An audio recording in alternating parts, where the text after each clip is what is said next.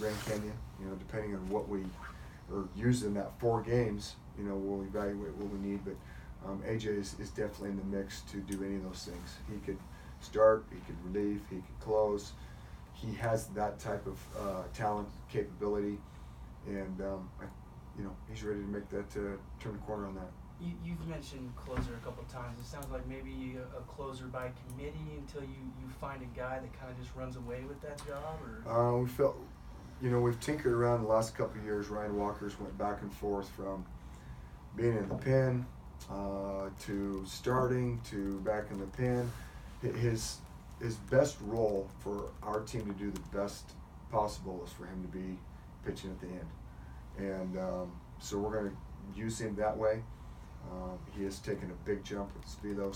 Did some things between the fall and the winter that got him on top of the baseball a little bit, got him a little more sink, a little more depth in his breaking ball the way it used to be, and I'm seeing it in our scrimmages. So are our kids. So it's when you're in scrimmages, it's typically either the hitting's good or the pitching's good, and so you're looking for quality pitches, moving on quality pitches to swing at, and staying away from walks, and so we've done that thus far. And but yeah, Walker towards the end. Nick Strange has shown very, very good the last couple outings. He's out of Tacoma. He's a right-handed pitcher. Velo's been good. Changeup's been good. He's impressed me with the breaking ball, the progress of that. Also a couple freshmen. Hayden Rosenkrantz out of Utah was an area code kid with the Reds this last 2 summers ago. Let's see. We've also got Michael Newstrom, left-handed pitcher out of Puyallup. Was one of the better left-handed pitchers in the state of Washington last year, and he's shown well. So we've got some youth on the pitching staff, but we've got some older kids. We're looking for this whole group. It's time for older kids to start, doing what they came here to do. Last year we had the first ranked recruiting class in Washington State history, and we reaped the rewards of that a little bit. Went from 2 series wins to 8 series wins, and it's time to get a little more jump there. And then it's always a luxury to have depth at the catcher position. And you guys have 3 guys. I mean, you didn't even mention Corey Meyer, guy that hit 290 for you last year. You see him getting some time at DH this year? How do you see him? Right now, Corey's he's hurt. He had some a little minor surgery with his back, so he hasn't done anything for a few months. Whether we get right now, we're preparing him to come back, but when he comes back, I will play him or practice until he's a full go. But between Cal Waterman and Robbie Teal, I feel very, very good about that position. You think year number 3 is when a program usually makes its breakthrough?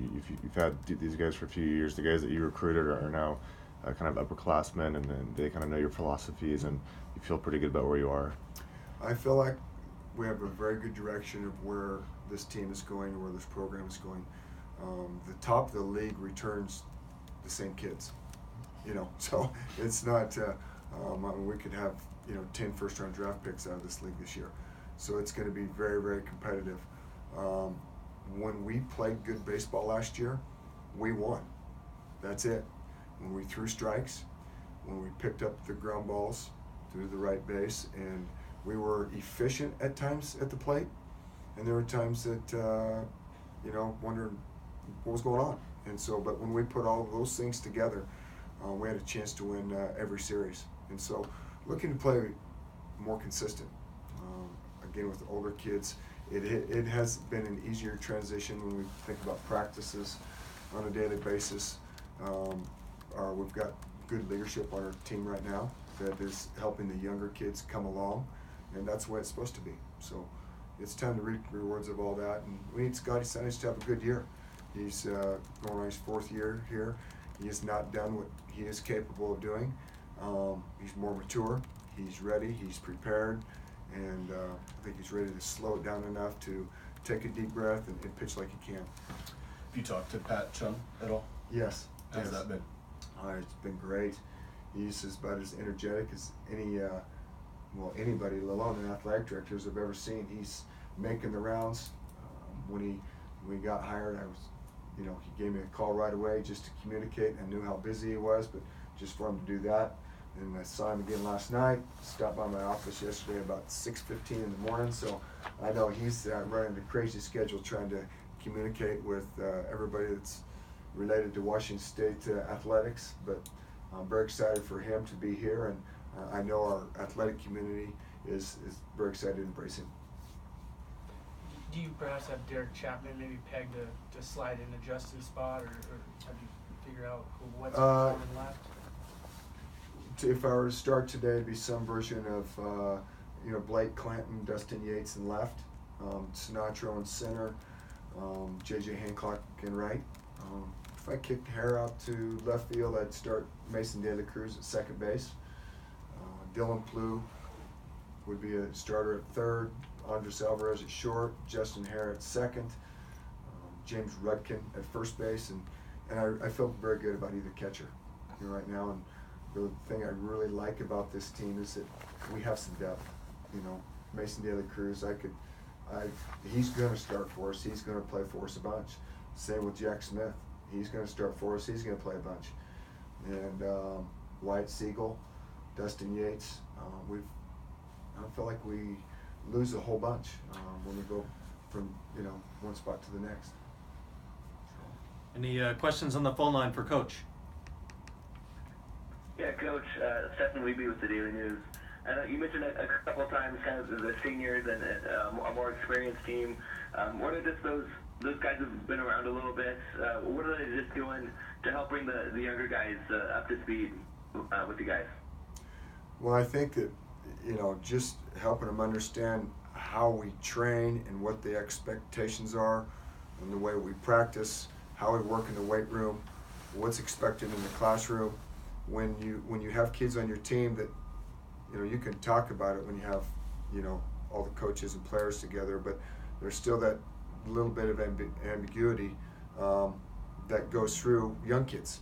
They're moving from an area, they're at home and they had high school baseball and they've had a few different coaches, but now something's a little more intense. It's supposed to should mean a little bit more in how you prepare and what you do. But I think these older kids have done a very good job of helping young kids out, whether it be how they move from station to station, how we do not miss class, we do not miss tutors, we go about business the right way. And when you have that type of kid who is also creating the culture you want to see on a daily basis, it really helps. All right, good. I know in the beginning you kind of mentioned Shane Matheny and a lot of guys or a couple other guys that are gone as well. But just how do you replace a guy like that who did a lot of things for you? That's one of the reasons I think you recruit for the future and you train like somebody can always be a starter. And Shane is he did a very good job for us for 2 years, and I think he went from batting average from like 212 to 305 in 2 years. At one time, he went his freshman year, he had almost 20 errors, and then the second year he didn't have an error in Pac-12 play. So you're talking about replacing somebody who's very good, but Dylan has done a very nice job. I actually think he'll be a better hitter earlier than Shane was as a sophomore, so that'll help. And Dylan's just trying to learn. He was a high school shortstop. Then we moved him to second, which is an island in itself. And then he moves to third, it is another island itself. So trying to understand, what your responsibilities are at third base is different. But he's really made good adjustments, and he takes a lot of time to understand the position, and he's really embraced it. All right, thanks, Coach. Thank you. And we have time for a couple more in the room. A lot of left-handers on the team. How excited are you about that? And what they can bring to the table? Obviously, southpaw is a different animal. Yeah, that's one of the reasons we're able to start possibly all three left-handers now. Eventually, we'd like to get to one of those right-handers emerges, and then we can maybe have some flexibility against lineups. as the season starts, and maybe give one of those guys a rest and let it start a right-hander. But as it is right now, that's where we're at, and we've got some youth there. Bryce Boyle's going to be another very good one too. He's pitched very well out of Nevada. I'm very excited about the progress that he's made. So I just feel good about where we're at with it. I think Spence has got a good plan. I can see it working, and it's really nice when you can see it working and actually practicing it before you play the first game. You lost Shane, but I'm thinking about the guys you were turning in the 4 300 hitters last year. He was one of them. But how good do you feel about the hitting on this team? I didn't think of any big holes in the lineup. You just mentioned for guys coming back, because Clanton can really hit, Hare and all these in the infield. How good do you feel about the hitting compared to the league for this team? I feel very good about where the hitting's at. It's I feel just as good about having an offense, because at this level and in this league, you're going to struggle hitting at times, but you have to have an offense that scores runs, and that's where I feel like we've come a long ways.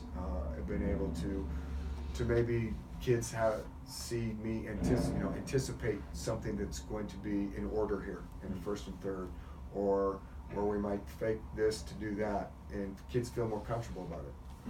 But I feel if there's a strength to where we're at right now, it would be our team offense. Last one. And just with Matheny, obviously him moving on, who do you look to replace a guy like him in the middle of the order?